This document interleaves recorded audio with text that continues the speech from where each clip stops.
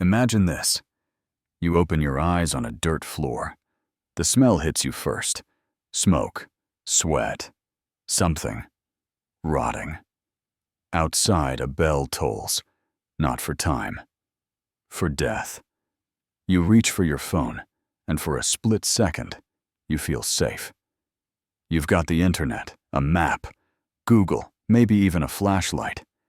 You press the screen, but there's no signal, no charger, no power grid. And now, everyone's staring. Because what you're holding, this tiny glass box, is something they've never seen. Something they think is either a gift from heaven or a curse. Welcome to the 14th century, where your only lifeline is a machine no one understands, and it's running out of battery. Fast. Think you'd survive even one day? Let's find out. Hit subscribe so you don't miss the real side of history, because it's way stranger than fiction. Part 1. The divine artifact. It was just after dawn when Edgar first saw him. An unfamiliar figure sprawled across the muddy road just beyond the grazing field. Edgar squinted into the morning light, his hands still raw from the frost that had crept into the village overnight. At first, he thought it might have been a soldier or a pilgrim, maybe even a drunk, who'd wandered too far from the tavern. But as he stepped closer, he saw something that made his heart stutter. The stranger wore no cloak, no hood, and no visible weapon. His clothes were unlike anything Edgar had ever seen. Smooth, tight, seamless, with strange markings that shimmered faintly in the sunlight. His shoes weren't laced, weren't stitched, weren't even made of leather. They looked like soft stone, curved around his feet as if grown there. But the most unusual thing wasn't his clothing. It was the object in his hand. A smooth, black rectangle, about the size of a loaf of bread. But it wasn't bread. It was glowing. Edgar watched in awe as the man, barely awake, moved his finger across the surface. The object lit up instantly, displaying colors brighter than any stained glass. And then it moved. The flat surface shimmered with images, tiny people walking, talking, changing. Edgar's legs gave out. He dropped to his knees in the mud and stared, not blinking once. The man spoke, but the words meant nothing. They tumbled from his mouth in a rhythm Edgar had never heard. Not Latin, not French, not any dialect spoken by the peddlers or the monks. It sounded like wind caught in wires. But the tone was calm, measured, not divine, but not quite human either. Then the stranger pressed something.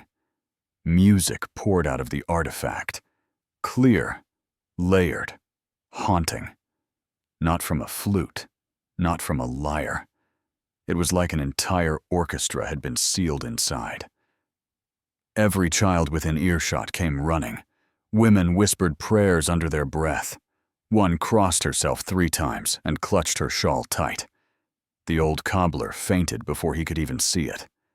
By noon, the entire village knew.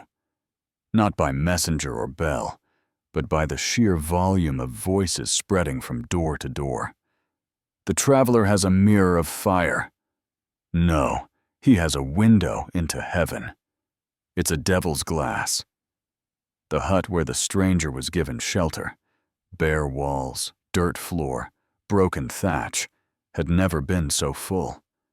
Curious eyes peeked through every crack in the wood, but no one dared step inside. Not until the abbot arrived. Father Roderick had walked from the priory at the edge of the village, robes dragging in the mud, face pale with both fear and duty. He entered the hut without a word and stood before the stranger, who was now seated, weak but awake. The object sat in his lap, dormant, like a sleeping beast. "Show me," the abbot said. The man did. He touched the screen. And again the light flared, this time showing a map. Not ink and parchment, but a living map. Roads shifted, rivers flowed, trees swayed in an invisible breeze. Villages appeared, hills rose and fell. All of it, moving, breathing, inside a flat piece of stone. The abbot's fingers trembled as he reached out, stopped short, and then drew them back. "This is not of God," he said, finally. "But neither is it entirely wicked." He made the sign of the cross, and he stayed a while longer. But word spreads fast, faster than logic, faster than reason. By nightfall, the whispers had turned to speculation. And speculation in a medieval village is never harmless, because sometimes what people fear most isn't evil. It's what they can't explain. Part 2, Rumors Wider Than Roads. By sunrise, the village wasn't just whispering. They were humming with tension. Word of the stranger and his seeing stone had reached far beyond the muddy boundaries of the town, and by mid-morning, a figure in a black hooded cloak appeared on horseback, hooves slicing the ground like blades. It was the tax collector, not a man of questions, just tallies, coins, and control. But this time, he had come with his ears wide open. The villagers gathered fast.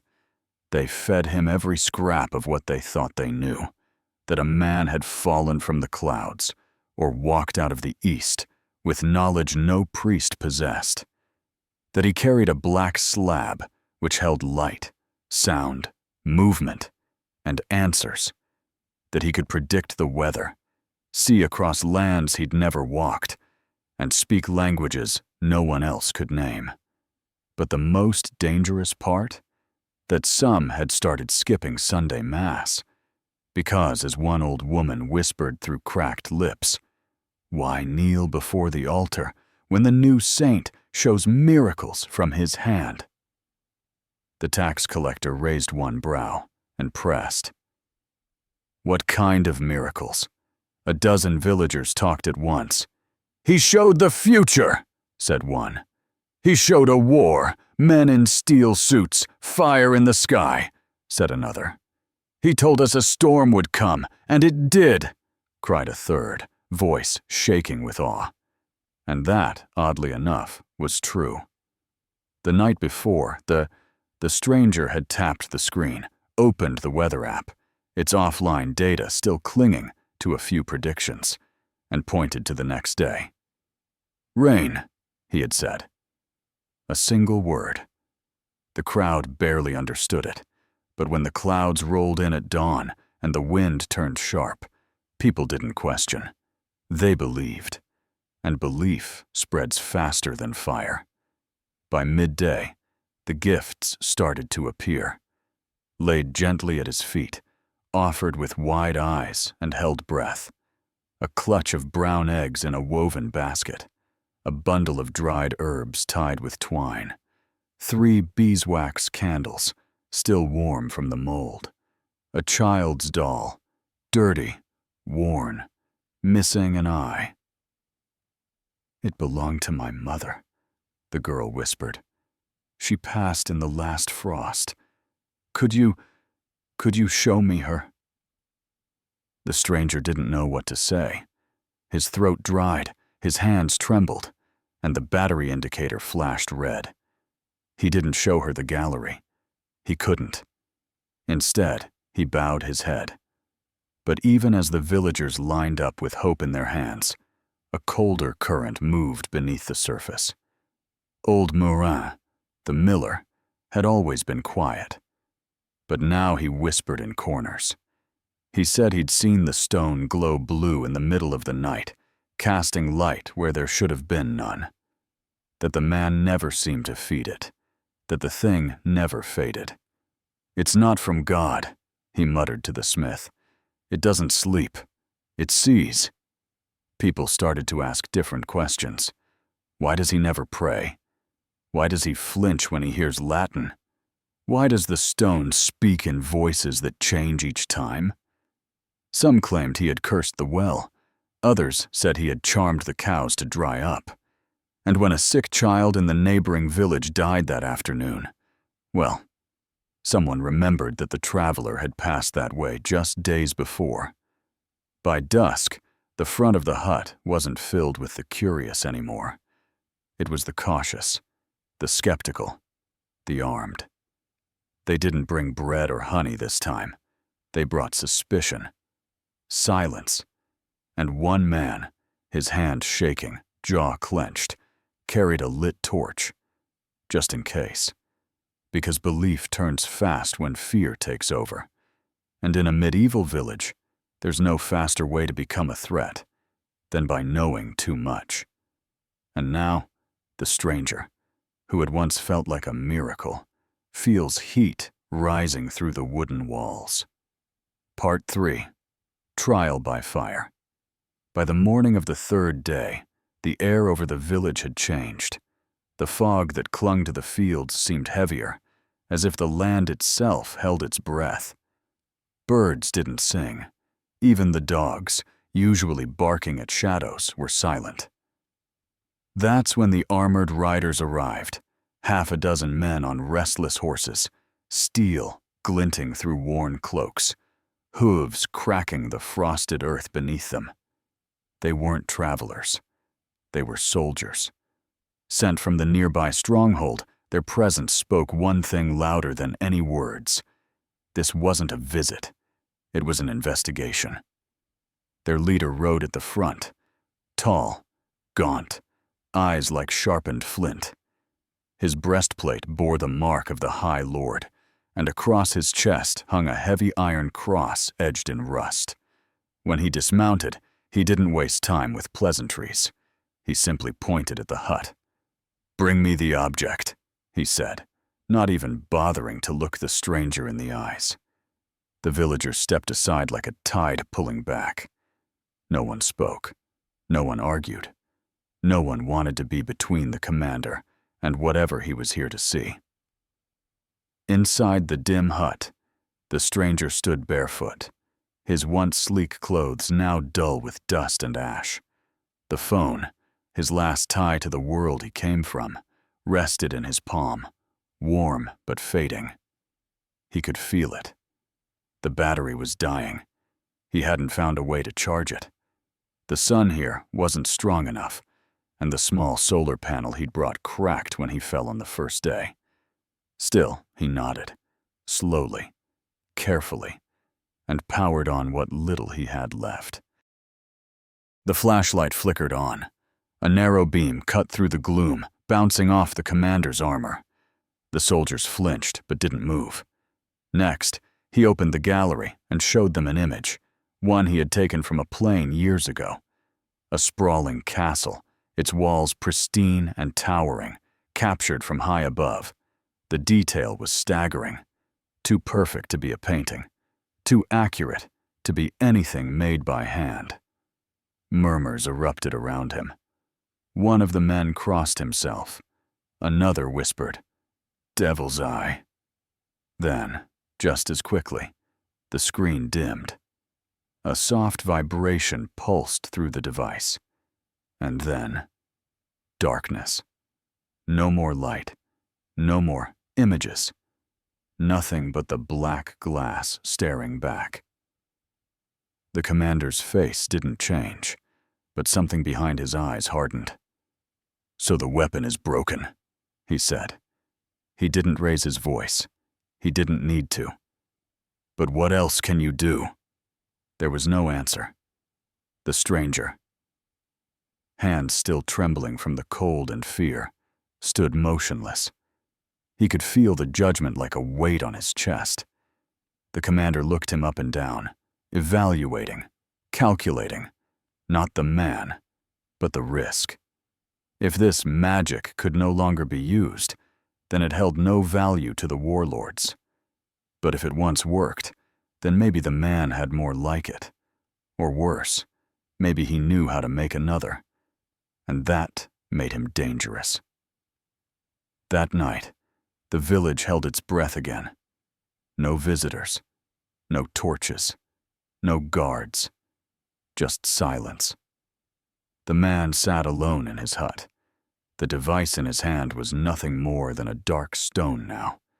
Cold, useless. His thoughts raced, but there was no one to talk to. No one who truly understood. The wonder that had drawn the village toward him had turned. Now it was suspicion, fear, maybe even hatred. Some called him a liar. Some said he was cursed. One man accused him of poisoning the well with spells from his glowing box. And still, he said nothing. Only one boy came near, the same boy who had watched everything from a distance. He approached the hut slowly, careful not to wake the others, and sat just outside the doorway. He didn't ask about the magic, or the miracles, or the war. He simply looked up at the man, eyes wide with quiet hope, and whispered, "Are you from the sky?"